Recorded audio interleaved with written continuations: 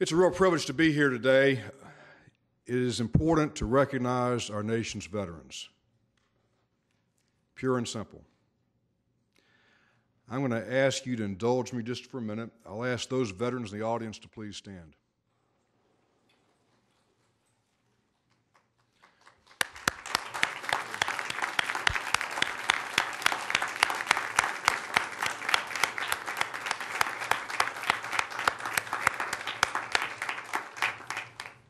You may sit down. I thank all those who stood for their service to our country.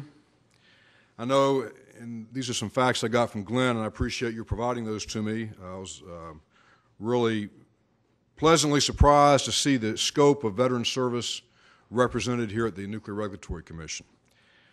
I understand that we have about 830 veterans, including approximately 80 disabled veterans, and numerous active reservists.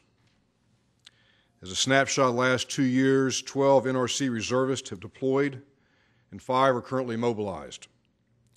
I'd like to acknowledge those NRC employees who have been mobilized since 2010 for active duty service. These selfless citizens are also soldiers, sailors, Marines, airmen. They include Robert Carlson. If you're here, please stand up. I don't know everybody here, so if you are here, as I call your name, I'd ask you to stand. Robert Carlson, David Holman, Jason Lysing, Alfredo Matos Marin, Christian Rivera, Gregory Roach, Marla Rubin, Emmanuel Sayok, Douglas Tharp, John Torno, and Gerald Wilson.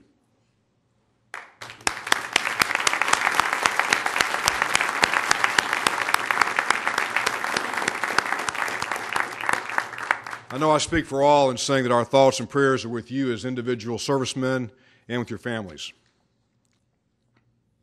As we close, it's appropriate for everyone in here in this room, for all of us to reflect on the following question: what do we owe our veterans? I'm going to tell you very briefly 4 things. First, our sincere gratitude. Simple thanks is often all you need to relate.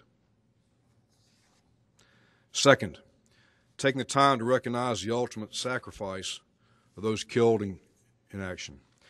For years, since Chuck went to Iraq, I make a point of forcing myself at times to read the faces of the fallen in the Washington Post.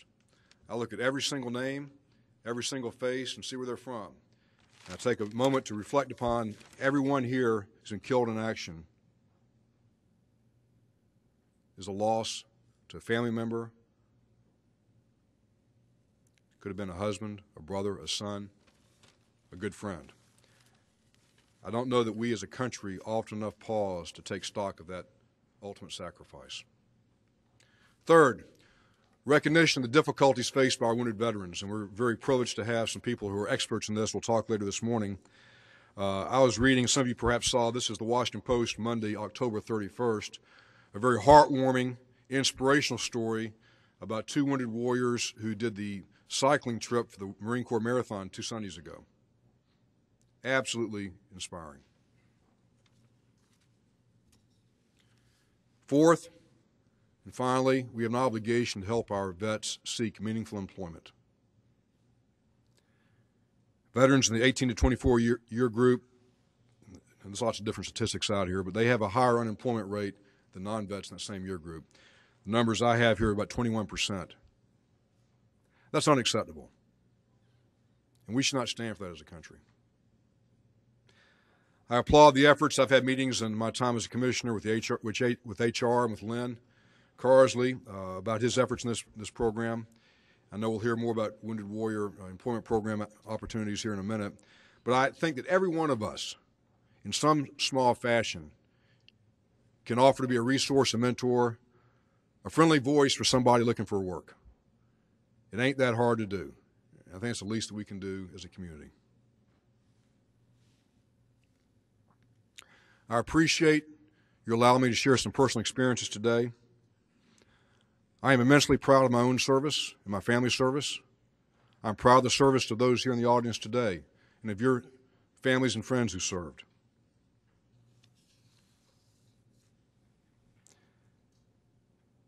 I look forward to working with the NRC staff to do whatever I can to help veterans, but I also want to ensure that we just take the time to thank people and to acknowledge the service and what it means to the country.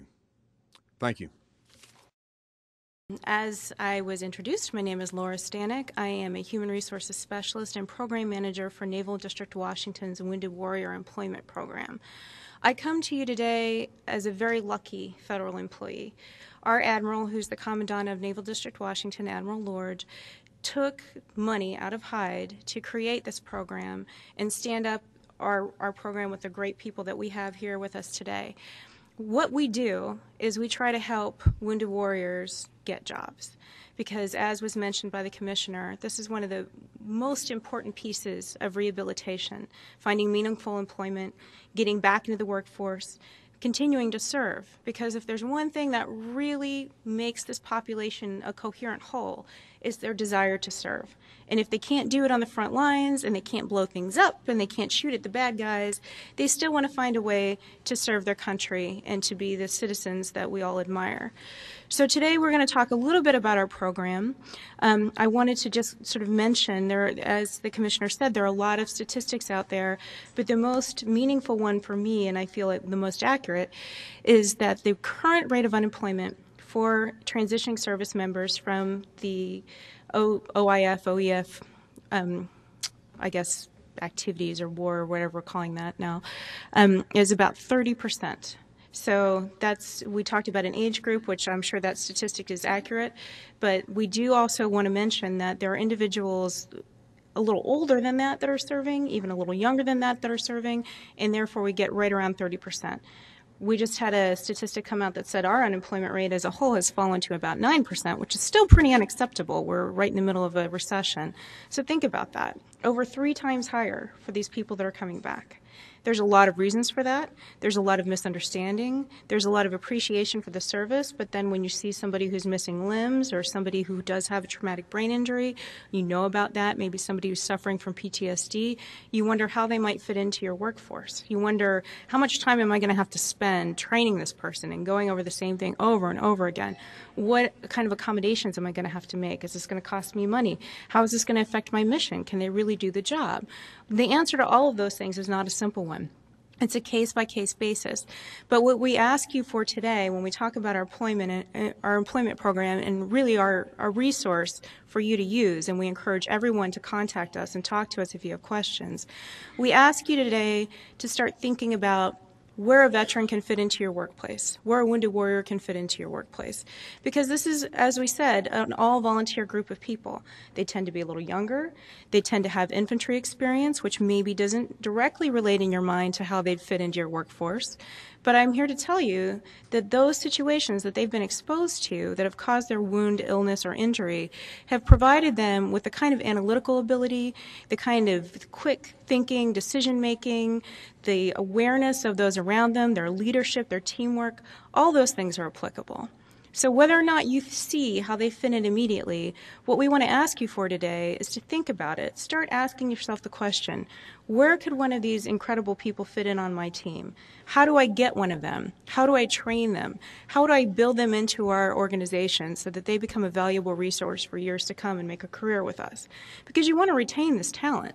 These are brave people. These are smart people. These are people that can think on their feet and don't need their hand held all the time. These are the kind of people that you want to bring into any organization that's successful. So I'm just going to talk a little bit about what we do. Go ahead. As mentioned, we're sort of a one-stop career shop for transitioning veterans and also a recruitment source that you can use. So it doesn't matter that you're not Department of Navy, it doesn't matter that you're not Department of Defense. You can come to us, talk to us, ask us. We'll find candidates for your jobs. This is a free recruitment service. People pay for this kind of stuff, and we do it for you for free. So I re-enlisted. I went to Afghanistan in March of 2009, and we were going as actually a brigade headquarters group, and the Marine Corps is very not talented. I don't think they've had a brigade headquarters group in like the last century. So this was new to me. I didn't know the concept. So we kind of detailed to whatever we had to do out there, and I was detailed to be in charge of the main entry point at the new Camp Leatherneck in Afghanistan, where we were building this new base for down there for the support. In 2009, September 2009, I was actually on a mission, on a foot patrol, just on a humanitarian mission, kind of like the missionary said. You know, you go out there and you talk to the civilians and the locals and local nationalists, and you try to gain their effort because everybody has a wrong perception up here that, you know, and especially if you're not into military forces, everybody down there is bad person. It's not that. I've met so many great people down there that just work on a day-to-day basis to support their family, and that's where their struggle is.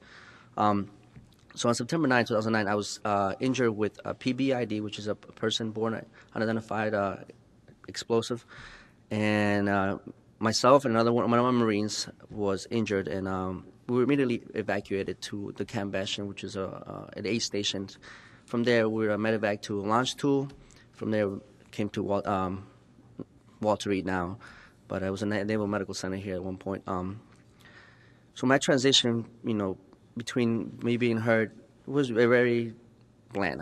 I was in surgeries in and out, so I barely remember what the transition of my injuries were until I think it was about 10 or 12 days later, actually, that I came back and I was fully conscious, and, you know, like, I accepted and I looked at myself and kind of evaluated myself, like, okay, this is me now. This is my injuries. And then as a young, I was 23 years old. I'm thinking my life is over. You know, like, I had a couple of broken bones. I had injuries that was, for me in my mind, was, okay, this is my career in the military is over. There's no way I can see myself doing this again with what I have in my injury.